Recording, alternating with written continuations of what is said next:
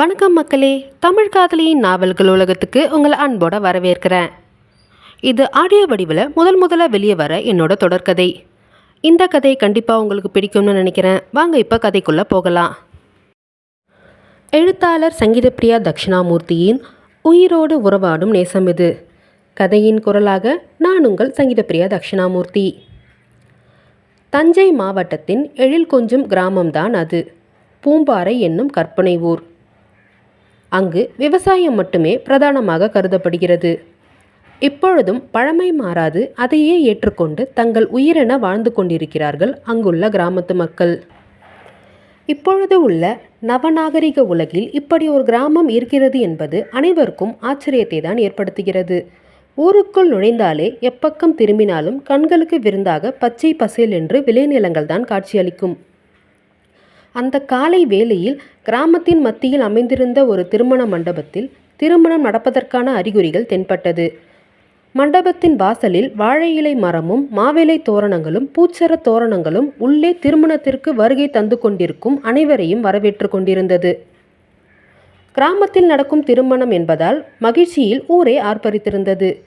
எப்பொழுதும் கிராமத்து திருமணங்கள் ஆடம்பரமாக நடத்தப்படவில்லை என்றாலும் மிகவும் ஆரவாரத்துடன் நடைபெறும். உற்றார் உறவினர்கள் அனைவரும் சூழ திருமண மண்டபம் முழுவதும் ஜெகஜோதியாக காட்சியளித்தது. அங்கு மண்டபத்து மணமேடையில் அமர்ந்து ஐயர் கூறும் மந்திரங்களை கூறிக்கொண்டே திருமணத்திற்கு வருகை புரிந்து கொண்டிருந்தவர்களை சிரித்தவாறு தலைவணங்கி வரவேற்றான் அவன் வீரகாலையன், நம் கதையின் நாயகன். 29 வயது கட்டிலங்காலை அவன். விவசாயத்திலேயே ஊறிப்போய் இருப்பவன். நமது திராவிட நிறத்திற்கே உரியவன். இயற்கையாகவே விவசாயம் செய்து உரம் ஏறிய உடம்பு என்பதால் பார்ப்பதற்கே கட்டுக்கோப்பாக இருப்பான். அவனது கம்பீரத்தை பார்க்க கண்கொள்ளா காட்சியாக இருந்தது அனைவருக்கும். ஐயர் மந்திரங்களை ஓதி முடித்து மணப்பெண்ணை மேடைக்கு அழைத்து வருமாறு கூற, உறவினர் பெண்கள் புடைசூழ, நாணம் மேலோங்க, கரும்பச்சை வண்ண பட்டுச்சேலை சரசரக்க தலை கவிழ்ந்து நடந்து வந்தாள் மங்கை அவள் 6 தூரிகை, நம் கதையின் நாயகி. அவளை அழைத்து கொண்டு வந்து அவன் அருகே அமர வைத்துவிட்டு உறவு பெண்கள் அனைவரும் சற்று விலகி நின்று கொண்டு அவர்களின் திருமண வைபோகத்தை ரசிக்க துவங்கிவிட்டனர். அவன் அருகே அமர்ந்த மங்கை அவளோ நாணத்தில் தலை கவிழ்ந்து ஒருவித இன்ப அவசையுடன் நெளிந்து கொண்டிருக்க, ஓரக்கண்ணால் அவளை பார்த்த வீரா அவளின் வெட்கத்தை கண்டு மீசையை முறுக்கி கொண்டான் கர்வமாக. அவளோ ஓரக்கண்ணால் அவனை ஒரு பார்வை பார்க்க, அவனும் அவள் தன்னை பார்த்த நொடி ஒற்றை கண்ணடித்து அவளுக்கு காதல் தூது அனுப்பினான். அதில் மேலும் வெட்கத்தில் தலைகுனிந்து கொண்டாள் தூரிகை. தங்கள் பிள்ளைகளின் மனக்கோலத்தை கண்டு இரு மணமக்களின் பெற்றோரும் நெஞ்சம் பூரித்து நின்றிருந்தனர். ஐயர் மந்திரங்களை ஓதி மங்கள நாணை எடுத்து அவன் கரங்களில் கொடுக்க, அதை வாங்கி கொண்டவன் திரும்பி அவளை ஒரு பார்வை பார்த்தான். அவளோ அவனின் பார்வையை சந்திக்காது தலைகுனிந்து அமர்ந்திருக்க, தாலியை அவள் கழுத்தில் கட்டாமல் அவளையே பார்த்து கொண்டிருந்தான் அவனின் செய்கையில் மண்டபத்தில் சலசலப்பு ஏற்பட்டது.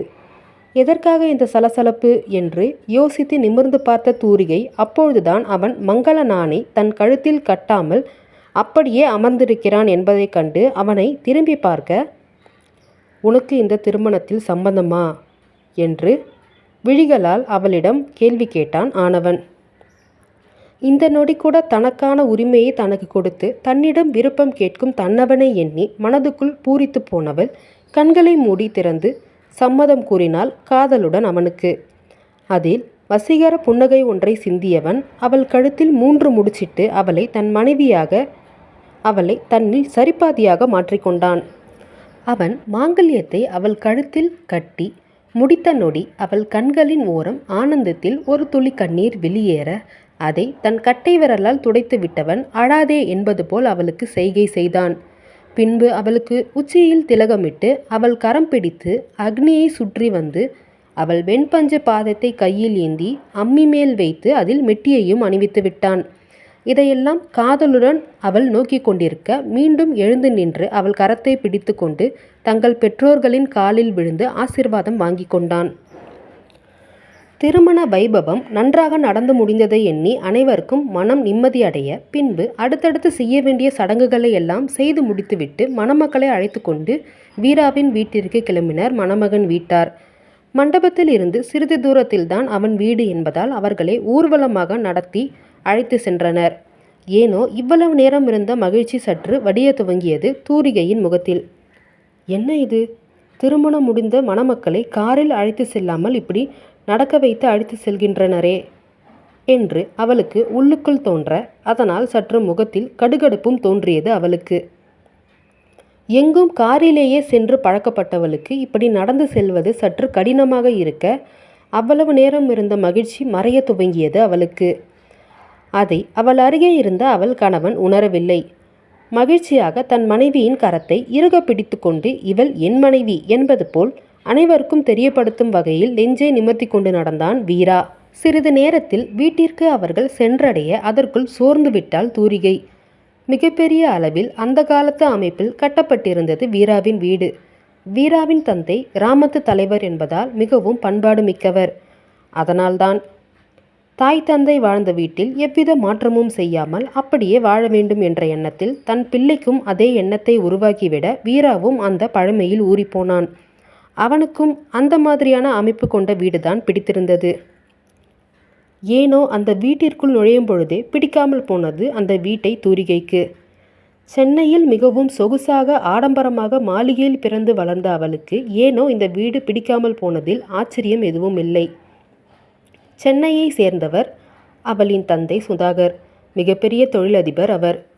வீட்டிற்கும் ஒற்றை பிள்ளைதான் அவளும் அதனாலேயே மிகவும் செல்லமாக பெற்றோர்களால் வளர்க்கப்பட்டாள்.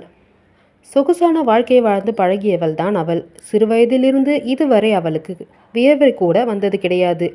அந்த அளவிற்கு அவளை ஒருவேளை கூட செய்ய விடாமல் பொத்தி பொத்தி பார்த்து கொண்டனர் அவளின் பெற்றோர். சொகுசான வாழ்க்கை வாழ்ந்து பழகியவள் தான் அவள். சிறுவயதிலிருந்து இதுவரை அவளுக்கு வியர்வை கூட வந்து இருக்காது. அந்த அளவிற்கு அவளை ஒருவேளை கூட செய்ய விடாமல் பொத்தி பொத்தி பார்த்து கொண்டனர் அவளின் பெற்றோர். ஏனோ இப்பொழுது இப்படி அவள் எதிர்பார்க்கும் வசதிகள் இல்லாத அந்த வீட்டை பார்க்கும் பொழுது அவளுக்கு தான் தவறான ஒரு வாழ்க்கையை தேர்ந்தெடுத்து விட்டோமோ என்று இப்பொழுது தோன்றியது. ஆனால் அவள் நினைப்பது தவறு என்பது அவளுக்கு எடுத்து சொல்வதற்கு யாரும் இல்லை என்பதுதான் உண்மை. அவளின் பெற்றோர் தங்கள் மகளின் விருப்பத்தை தான் பெரிதாக எண்ணினர். இளங்கலை படிப்பை படித்து முடித்துவிட்டு தன் தந்தைக்கு உதவியாக அவரின் தொழிலை கவனித்து கொண்டிருந்த தூரிகைக்கு வரன் பார்க்க ஆரம்பித்தனர் அவளின் பெற்றோர். அப்போதுதான் அவர்களுக்கு பூம்பாறை கிராமத்தில் இருக்கும் வீரகாளையன் பற்றிய தகவல் தரகர் மூலமாக தெரிந்தது. இது முழுக்க முழுக்க பெரியோர்களால் பார்த்து நிச்சயிக்கப்பட்ட திருமணம், காதல் திருமணம் அல்ல. தூரிகைக்கு காதல் திருமணம் செய்து கொள்ள வேண்டும் என்ற எண்ணம் இருந்தாலும் தன் தாய் தந்தை வார்த்தைக்கு மதிப்பு கொடுத்து அந்த எண்ணத்தை மாற்றிக்கொண்டாள். அதன் விளைவுதான் தரகர் மூலமாக வந்த வீராவின் புகைப்படம் அவளின் பெற்றோர் மூலம் அவள் கைக்கு சென்றடைந்தது. ஏனோ அவனை பார்த்தவுடன் முதல் பார்வையிலேயே பிடித்தது அவளுக்கு. முதல் பார்வையில் ஏன் பிடிக்கிறது என்று காரணம் தேவையா என்ன? ஏனோ அவனை பிடித்துவிட்டது. அவள் மனதில் ஆழ பதிந்து போனான் வீரா. அதேபோல்தான் இங்கு ஆனவனுக்கும் தரகர் மூலம் தூரிகையின் புகைப்படம் அவனுக்கு கிடைக்க அவளை பார்த்தவுடன் அவனுக்கும் பிடித்து போனது. ஆனால் அவன் மனதிற்குள் ஒரு சிறு நெருடல் இருந்தது.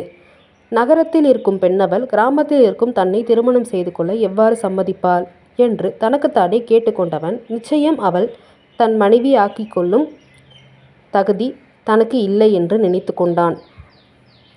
தரகர் தூரிகையின் புகைப்படத்தை வீராவின் பெற்றோரான அன்புமணி மற்றும் வேதவள்ளி இருவரிடமும் கொடுக்க அதை பார்த்தவர்களுக்கு அவளை மிகவும் பிடித்து போனது.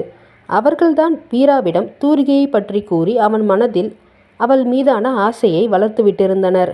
அவளை பற்றி கூறும் பொழுதே அவனுக்கு அவளை பிடித்திருந்த பொழுதும் அவள் புகைப்படத்தை பார்த்தவுடன் மேலும் அவன் மனதிற்குள் ஆழமாக பதிந்து போனாள் அவள்.